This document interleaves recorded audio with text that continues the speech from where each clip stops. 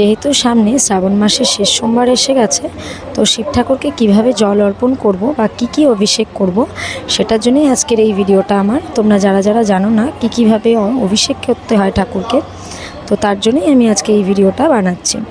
তো ফার্স্টেই আমার প্রথম কাজ হলো ঠাকুর পুজো দেওয়ার আগে আমি কিন্তু সূর্যদেবকে সবার প্রথমে জল অর্পণ করি। এর মধ্যে দেখতেই পাচ্ছ লাল ফুল, গঙ্গা জল দিতে হয়, এরপরেও আরও অনেক কিছু দিতে হয়, যেটা দেওয়ার পরে অনেক মন্ত্র পাঠও করতে হয়। সেই মন্ত্রটা পাঠ করে নিয়ে আমি কিন্তু সূর্যদেবকে ফার্স্টেই জল অর্পণ করে নেব। তো এই দেখো 3 বার জলটা ফেলে এইভাবে কিন্তু সূর্যদেবকে জল অর্পণ করতে হয়। আর এভাবে জল অর্পণ করার পরে দেখো এই যে হাতে করে জলটা নিয়ে আমি কিন্তু মাথায়, গলায়, বুকে, পিঠে, সারা শরীরে আমি কিন্তু জলটা দিয়ে আশীর্বাদটা ঠাকুরের নিয়ে নিই। আর সেদিনে এত সুন্দর ঝলমলে একটা রোদ উঠেছিল, ভীষণই ভাল লাগছিলো এটা দেখে। তো এরপরে আমি বসে পড়লাম শিব ঠাকুরকে অর্পণ করার জন্য, স্নান করার জন্য। ফার্স্টে আমার মহাদেবকে আমি নিচে বসিয়ে নিয়েছি। আর আমার যেহেতু দুটো মহাদেব, ছোট্ট একটা শিবলিঙ্গ আছে, সবাই বলে যে ঘরে দুটো শিবলিঙ্গ রাখতে নেই, কিন্তু আমি তো এখন অবধি মন্দিরে এটা দিতে পারিনি, তাই জন্য দুটো শিবকেই আমাকে স্নান করাতে হয়। তো এখানে দেখে নাও কী ইনগ্রেডিয়েন্টস লাগে। ফার্স্টেই হচ্ছে ঘি মধু লাগে, দই লাগে, সাদা চিনি লাগে, হলুদ, কালো তিল, সাদা তিল, আর হচ্ছে এখানে একটুখানি গোবিন্দভোগ আতপ চাল লাগে। আর ফার্স্টে আমি কি করি, এই জলের মধ্যে আমি কিন্তু কিছুটা সিদ্ধি মিশিয়ে নিই। তো সিদ্ধিটা দিয়ে স্নান করালে ঠাকুরের যেহেতু খুব পছন্দের, তো তার জন্য আমি সিদ্ধিটা দিয়ে নিই। আর এখানে হচ্ছে দেখো আমি কিন্তু এর সাথে দুধও নিয়ে নিয়েছি, আর একটা ঘটিতে গঙ্গা জলও নিয়ে নিয়েছি, প্লেন জলের সাথে একটু গঙ্গা জল মিশিয়ে নিয়ে নিয়েছি। আর এই যে ফল 3টে দেখছো, এগুলোকে কিন্তু অর্পণ করব বলে রেখেছি। আর এখানে ফুল টুল বেলপাতা সবই আছে। তো ফার্স্টে আমি কি করব, এই ফুলগুলোকে সব কিছু, যেটা ঠাকুরের রুদ্রাক্ষের মালা আর যে এটা থাকে, সেগুলো আমি সব খুলে নেব। ঠাকুরের যে সর্প সেটাও খুলে নেব। তারপরে কি করব, এই চন্দন দিয়ে, হলুদ রঙের একটা চন্দন হয়, সেই চন্দনটাকে একটু ভিজিয়ে নিয়ে আমি কি করব, ঠাকুরকে যেখানে আমি অভিষেক করব সেইখানে বসানোর আগে আমি ওখানে একটা হিমালয় পর্বতমালা অঙ্কন করব। যেহেতু হিমালয় পর্বতমালায় মহাদেবের বাস, তো ফার্স্টে এই হিমালয় পর্বতমালাটা অঙ্কন করব। তারপরে কিন্তু অর্পণ করতে হবে একটা বিল্বপত্র। যেহেতু আমার দুটো ঠাকুর, তো আমাকে কিন্তু বসানোর সময়ও 2 জায়গায় আলাদা আলাদা অঙ্কন করতে হবে। আর এখানে আমার একটু ভুল হয়ে গেছিলো, সেটা হলো বিল্বপত্র যেটা আমি এঁকেছি, এই বিল্বপত্রটা কিন্তু আমাকে 3টে আঁকতে হতো, আমি ভুল করে ওটা একটা এঁকে ফেলেছি। তোমরা এই ভুলটা করো না, তোমরা কিন্তু 3টে যেরকম বিল্বপত্র হয় সেইভাবেই এঁকো। আর এখানে ফার্স্টে হচ্ছে ঠাকুরকে পা ধোয়ার জল, তারপর আচমনের জন্য জল দিতে হয় শিবলিঙ্গ বসানোর পরে। তো আমি ফার্স্টে সেটাই করব, শিবলিঙ্গকে বসানোর পরে সেই জল দুটো আমি দিয়ে নেব। এরপর আমি কি দেব দেখো, ফার্স্টে হচ্ছে আমি দই দেব ঠাকুরের মাথায়, ফার্স্টে আমি দিচ্ছি ঘি আর মধু প্রথমে দিয়ে নেব। প্রথমে আমার বড় শিবলিঙ্গে দেব, তারপর আমার ছোট শিবলিঙ্গকে দেব, এবং তারপরে দেব আমার নন্দী মহারাজকে। তো ফার্স্টে ভালো করে শিব ঠাকুরকে এই এই ঘি মধুটা মাখিয়ে নেব আমি ধীরে সুস্থে। শিব ঠাকুরকে এইটা মাখিয়ে নেওয়ার পরে দেখো আমরা ধীরে সুস্থে কিন্তু ঠাকুরকে আগে মাখিয়ে নিচ্ছি। ঠাকুরের যাতে কোনো প্রকার ব্যথা না লাগে সেদিকেও কিন্তু লক্ষ্য রাখতে হবে। ধীরে সুস্থে ঠাকুরকে এটা মাখাতে হবে। আমি একে একে আমার বড় শিবলিঙ্গ, ছোট শিবলিঙ্গ এবং তারপরে আমি এই আমার নন্দী মহারাজকেও এটা দিয়ে নিলাম, ঘি আর মধু দিয়ে ভালোভাবে মাখিয়ে নিলাম। এরপরের কাজ হলো আমার, আমি যেটা করলাম সেটা হলো, যেই পাথর বাটিতে আমার শিবলিঙ্গ দুটো বসে সেখানেও কিন্তু আমি ওই হলুদ চন্দনটা দিয়ে একটা হিমালয় পর্বতমালা এঁকে নিলাম, দুটো জায়গায় দুটো, এবং সেখানে বিল্বপত্র অঙ্কন করব। এখানেও আমি আবারও বলে দিই, বিল্বপত্র কিন্তু ত্রিফলা আঁকতে হবে, সেটা আমার একটু ভুল হয়ে গেছিলো, সেখানে আমি ক্ষমা চেয়ে নিলাম তোমাদের কাছে। তো আমি বিল্বপত্র এঁকে নিলাম। এরপরে কি মাখাবো দেখো, এখানে আমি স্নান করে প্রতিস্থাপন করব ঠাকুরটা। এবার আমি মাখাবো দই। এই যে শিবের মাথায় আমি ফার্স্টে দইটা ঢেলে নিচ্ছি। এটা 2 হাতেই কিন্তু তোমরা করবে, যেহেতু আমার এক হাতে আমি ক্যামেরা ধরে আছি, তোমাদের দেখাতে হবে তাই।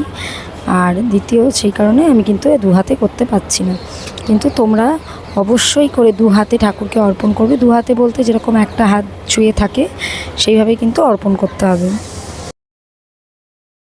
এরপরে একে একে আমি হলুদ, সিদ্ধি, চন্দন, সাদা চন্দনও তুমি দিতে পারো ঠাকুরের মাথায়, সেটা আমার দেয়া হয়নি। তো সাদা চন্দন, সাদা তিল, কালো তিল এবং চাল, চিনি, এগুলো তুমি একে একে কিন্তু তোমাদের অর্পণ করতে হবে।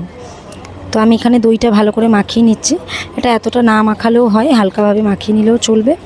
কিন্তু একটা জিনিস আমি তোমাদের বলে দিচ্ছি, তোমরা শিব ঠাকুরের মাথায় যখন হলুদ দেবে, হলুদটা বেশি গায়ের মধ্যে মাখানো যায় না।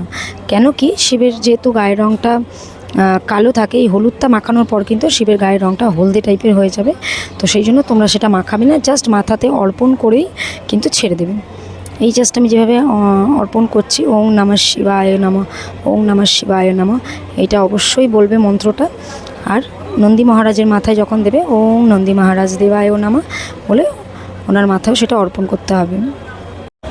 তো এরপরে আমি দিয়ে দিচ্ছি, দেখো কালো তিল দিচ্ছি সবার মাথায়। ওং নমঃ শিবায় নমঃ বলে তোমাকে এই কালো তিলটা দিতে হবে, কালো তিল, সাদা তিল, এবং দেখো একে একে সব কিছু আমি যা যা ইনগ্রিডিয়েন্টস বললাম সেগুলো সব কিন্তু দিতে হবে। তো এগুলো অভিষেক হয়ে যাওয়ার পরে আমাদের কাজ হলো ঠাকুরের স্নানের জল রেডি করা। আমি প্রত্যেক দিন কিন্তু আরও স্নানের জলে অনেক কিছু মেশাই। সেটা হলো, ফার্স্টে তো আমি জল দিই, গঙ্গা জল দিই, তার মধ্যে কিছুটা ফুল দিই। তো তোমরা চাইলে এর মধ্যে সিদ্ধি, চন্দন এইসবও দিতে পারো। তো আমার সেদিনের জলটা সেরকম একটা বেশি কিছু দেয়া হয়নি, আমি হালকাভাবেই ঠাকুরের জন্য এইভাবেই সাজিয়ে নিয়েছিলাম। এরপরে ফার্স্টে কিন্তু আমি কি করব, মাথায় প্লেন জল, যেটা আমি জল এবং গঙ্গা জল দিয়েছিলাম সেটা আগে দিয়ে নেব। দিয়ে ঠাকুরকে গাটা একটুখানি পরিষ্কার করে নেব। কিন্তু এই যে হলুদটা, তোমাদের আগেও যেটা বললাম, হলুদটা কিন্তু ঠাকুরের গায়ের মধ্যে মেশাবে না, এটা জল ঢেলে যতটা পারবে ধুয়ে নেব।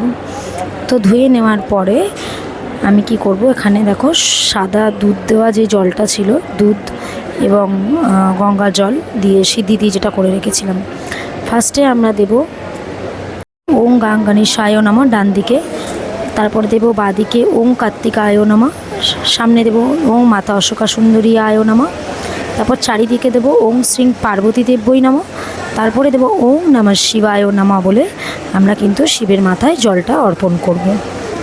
তারপরে চান করানোর পরে আবার আমরা প্লেন জল দিয়ে আবার স্নান করিয়ে নেব। এইভাবে কিন্তু 2-4 বার প্রসেসিংটা করতে হবে। তো এরপর দেখো আমার ঠাকুরকে তো আমি চান টান করে মুছিয়ে পুরো রেডি করে নিয়েছি। এরপরে আমার যে ছোট্ট শিবলিঙ্গটা আছে ওখানেও সমানভাবেই করব। ওং গণেশায় নমঃ, ওং কার্তিকায় নমঃ, ওং মাতা অশোকা সুন্দরী আয় নমঃ, ওং শ্রী পার্বতী দেব্যই নমঃ, এবং শেষে ওং নমঃ শিবায় নমঃ। আর নন্দী মহারাজের মাথায় দেওয়ার আগে ওং নন্দী মহারাজ দেবায় নমঃ। তারপর ভালোভাবে এইভাবে ধুয়ে নেওয়ার পরে আমরা আবার প্লেন সাদা জল দিয়ে কিন্তু আমরা ঠাকুরকে আবার স্নান করিয়ে নেব। তো এই প্রসেসটা একটু লং হয়ে যায়, অনেকক্ষণ প্রসেসিং লাগে এটা করতে, কিন্তু বেশ ভালোও লাগে ঠাকুরকে দেওয়ার পর। এরপর আমার নাগরাজকে আমি স্নান করে নিলাম, মহারাজ নাগদেবকে। তো এটাকে আমরা স্নান করার সময় ওং নাগরাজ দেবায় নমঃ বলে স্নানটা করিয়ে নিই। এরপর দেখো ঠাকুরকে আমি একে একে ফুল টুল সব কিছু অভিষেক করে দিলাম। এরপর ধূপকাঠি মোমবাতি জ্বালিয়ে নিয়ে আমি ঠাকুরকে দেখাবো। এবং আর যে কাজটা মেন করার আছে সেটা হলো উপরে সাদা তিল এবং কালো তিল আর চাল, আতপ চাল, এটা কিন্তু মহাদেবের মাথায় অর্পণ করবে, তাতে খুবই ভালো হয়। আর হচ্ছে মহাদেবকে সুগন্ধি আমরা দিই, প্রত্যেকে সমস্ত ঠাকুরই সুগন্ধি প্রচণ্ড পছন্দ করে, আমি কিন্তু সুগন্ধিটা রোজই দিই। আর এখানে যে গোটা ফল, যেটা মেন ইম্পর্টেন্ট জিনিস, এটা ঠাকুরকে কিন্তু অর্পণ করতে হয়, হালকা করে ছুঁয়ে ঠাকুরের চরণে এটা অর্পণ করে দেবে। সাদা তিল, কালো তিল এবং আতপ চাল সুখ এবং সমৃদ্ধির প্রতীক, তাই ঠাকুরকে প্রতিস্থাপন করার পরেও ওনাদের মাথায় কিন্তু এটা একটু উপর থেকে ছড়িয়ে দেবে, তাতে খুব ভালো হয়। নিবেদন করার পরে করজোড়ে কিন্তু ঠাকুরকে আহ্বান করতে হয়, একমাত্র তবেই কিন্তু উনি এই খাবার গ্রহণ করতে আসেন। এটা সম্পূর্ণটাই আমার বিশ্বাস।